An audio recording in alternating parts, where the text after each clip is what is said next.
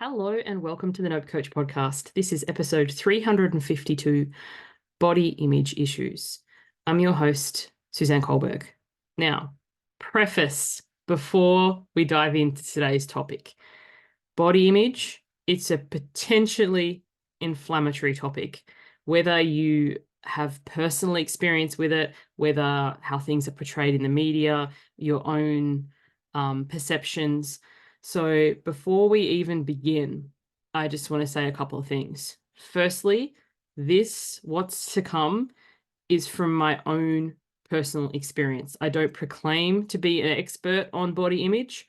I'm not selling anything about body image. I just want to speak about an incident that happened and, things, my personal experience that led up to that, and, open up a discussion potentially. And the second thing I want to say is this is not meant to be come across as, judgmental or blaming or shaming. Like sometimes when we talk about our experiences, people who know us personally or people who are involved or people who have had similar ways that they have communicated with their loved ones may feel personally affronted, hearing something like this. And it's never meant, like nothing's ever going to be healed by everybody being defensive. So that's just what I want to preface this before I, end up on my roll. So my daughter Xanthi, she's 10. She is a cheerleader currently. Before that, she was a gymnast. And before that, she was a pole dancer. And before that, she was a ballet dancer. She's also done jazz. She's always had an interest in, dance, movement, gym, pole, all these kind of things. And as a result, her current flavor of the month is Netflix shows and series is about tweens who are into gym or cheer, all those kinds of things. So she wanted to watch this program and we're sitting down to watch it together.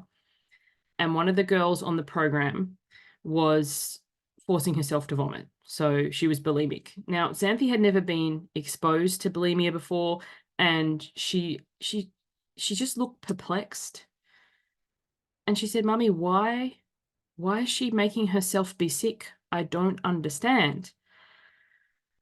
And I was like, wow, this is going to be a conversation. And the other thing I was thinking about as I was pausing the show for us to have this discussion about body image and body image issues and how different people handle these things was that she's made it to 10 and not know what this is. I was put on my first diet at 4. I knew all about anorexia, bulimia, binge eating, dieting, how many calories are in this, how I had to earn that off. I'd been walking that path for 6 years by the time I was my daughter's age. And this is not me trying to sound pious or like I'm better than or anything like that, but it was just like, it was the fact that it had never occurred to me to broach the topic before, the fact that she didn't know, all that flashed through my mind before, we sat down to have what I hope was a helpful discussion. But the thing is, we never know. So I talked about, sometimes people behave in certain ways to try to reduce their weight. And one of that is, making themselves vomit, and it's called bulimia. And we had this discussion and she was still looking confused. And I was like, am I being unclear? Like I'm trying to summarize for the effort of this recording, a long conversation into a couple of minutes. But she was like, this girl is a gymnast. She requires energy to be able to flip and cartwheel and lift the other people. If she's forcing herself to vomit, if she has no food in her belly, then how is her body going to get energy? And the fact that the logic of needing to lose weight, like that she hasn't at this stage, and as I said, she is 10, and maybe 10 for some of you are listening who have body image issues. Maybe yours didn't start till later. Maybe my blinkers are on because my body image issues started at 4. So all of this to say, when and where and how we have these discussions with our children or with people involved in our lives, there is no, I believe, right formula or time, but it's very interesting and it's difficult to navigate, and I don't think there is a right way to navigate this. And my son, he's 8, and I remember posting about this on Facebook. I think it was last year. He was 7 at the time. His pants no longer fit, and he's just like, I'm too powerful for these pants. We need to go shopping. There was never like, I'm too fat, or I'm too heavy, or I'm too big, or I'm too this, and it was just like, yeah, we need to go shopping. Problem solved. Whereas when I was a child, as soon as my pants got too tight, it was time for the diet. It was time for us to clean out the pantry. It was time for us to, and it's just how we navigate this and how we see our worth in the world. Is it determined by a number on the scale or a clothing size? And then there's going to be some people who are probably going to come at me and go about being healthy and BMI and all this sort of thing. And like, is that even up to date? Is that outdated? Like, there are so many factors and layers. And once I said, this isn't an episode to be who's right and us all jump on the fence and, argue about this kind of thing. But it's to go, how do you feel in your skin? How do you feel? Like, do you feel comfortable to put on a bathing suit, to go to a beach, to go to a swimming pool? Do you worry about what people are going to think and what they're going to say, and how you order food when you're out and about in public, and where you sit and the angle that you sit and the way that your photos are taken if you're tagged in a photo? Like, I could talk for hours about body image issues and body image struggles that I have been through personally, and have been very mindful of the way that I speak about my body, the way that because I have children now who are, going to take on board the things that I say, and, modeling that to them, to have a healthy relationship with your body, because it's always going to be with you. You take it around wherever you go, and how you treat yourself and how you speak to yourself when, that doesn't mean that you might not want to make some changes or be healthier or get fitter, or, realize that certain foods don't agree with you. Like, the older I'm getting, the more I'm like, I just can't have dairy like I used to, as disappointing as it is. But that's not to beat myself up about it. It's like a conscious choice. And watching this program with my daughter and seeing her reaction to bulimia, and as I said, maybe she hasn't been exposed yet, and I can never control. Like, everybody has their own journey with their own body image, but reminding my children that they are whole and loved exactly as they are. And sometimes the sizes change, sometimes they grow. I measured them both recently, because I used to be able to like put my chin very comfortably on my daughter's head, and now I kind of have to angle it up because she's gotten so tall. And I was like, let's go measure you in the garage. We've got the little thing where we've been measuring them, and she's grown 10 centimeters. So for those outside Australia, if you measure, that's 4 inches. And I was like, she's just shot up like incredibly fast.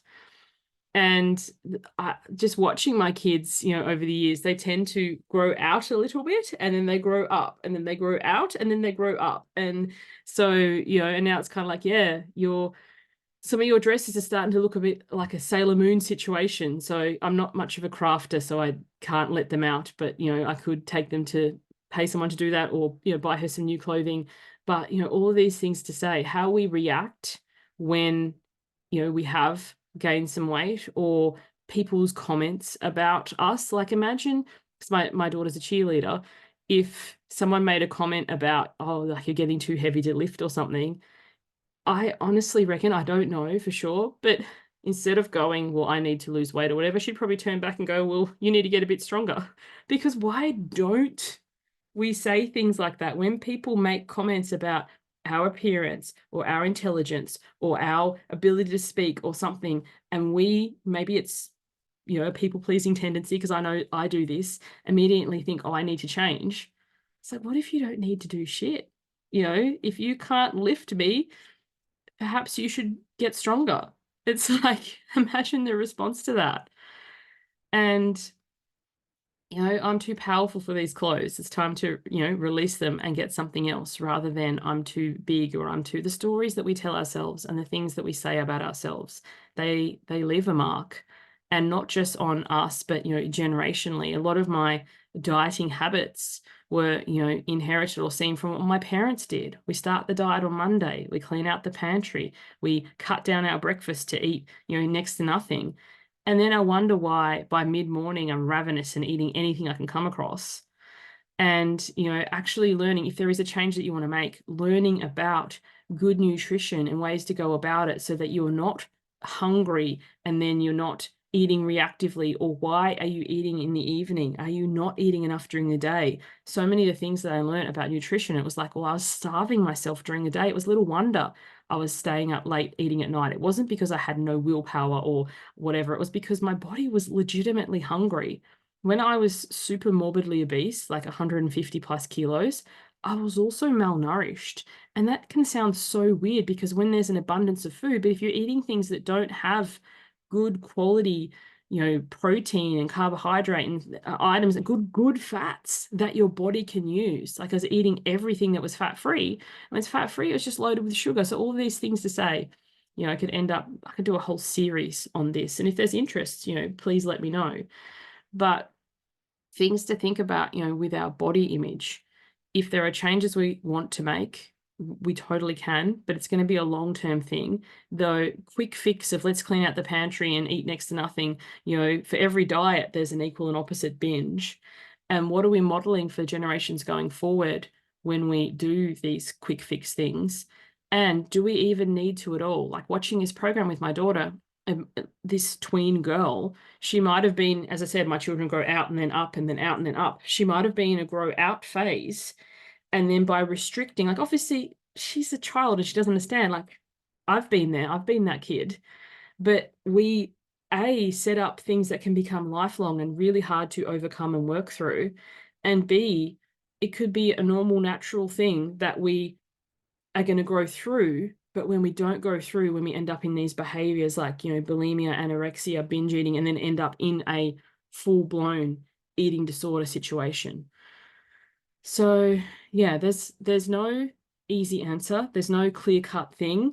There's no just do this, and nor should there be. But the point of today's episode was just to bring up, do you have your own body image issues or are you accidentally putting your body stuff onto someone else when you say like, should you really be eating that? Or perhaps you can, how much, let's go work it off, or, behaviors that we don't realize that we're passing on to others who watch us for everything.